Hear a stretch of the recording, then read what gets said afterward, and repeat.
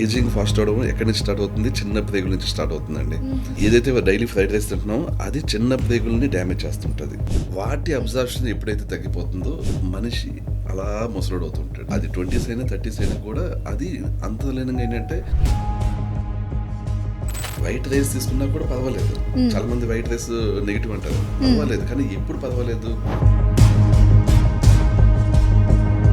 Regular గా workouts చేస్తుంటే rice తిన్నా కూడా డైజెస్ట్ అయిపోతుంది.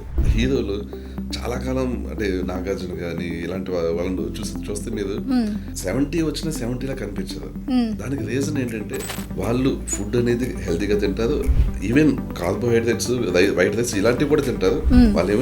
వాళ్ళని డైట్లు చూస్తే మీకు అర్థమవుతుంది. యాక్చువల్లీ వాళ్ళు తింటారు ఇలాంటివి. కానీ సార్ ఇప్పుడు చూసుకున్నట్లయితే కొంతమంది ఫైబర్ తినకూడదు అంటారు. ఆ పీచు పదార్థం కూడా కొంచెం ఫ్యాట్ పెంచుతుంది అని అంటున్నారు. అది ఎంతవరకు నిజం అంటారు? ఫైబర్ తినకూడదు అనేది తప్పండి. ఫైబర్ తినొచ్చు, అదే దాంట్లో ఇది లేదు. అంటే ఈ టాపిక్ వెళ్ళాలంటే చాలా డీప్ గా చెప్పాల్సి ఉంటుంది. కానీ సార్ ఇంకొంతమంది అయితే ఏమంటారు తేపులు రావట్లేదని చెప్పి రకరకాల స్ప్రైట్లు థమ్స్అప్లను తాగుతూ ఉంటారు. ఫస్ట్ ఆఫ్ ఆల్ ఏంటంటే తేన్పులు కానీ బ్లోటింగ్ కానీ వస్తే డైజెషన్ అయినట్టు కాదండి, అవనట్టు. యాక్చువల్లీ గట్ హెల్త్ బాగుండాలంటే ఏం చేయాలి సార్ మరి? ఫస్ట్ ఆఫ్ ఆల్ డ్యామేజ్ కానీ అయ్యిందనుకోండి, ప్రస్తుతానికి అయితే అల్లోపతిలు కానీ ఆయుర్వేదాలు కానీ హోమియోలు కానీ ఎక్కడ కూడా ఒక సొల్యూషన్ లేదు.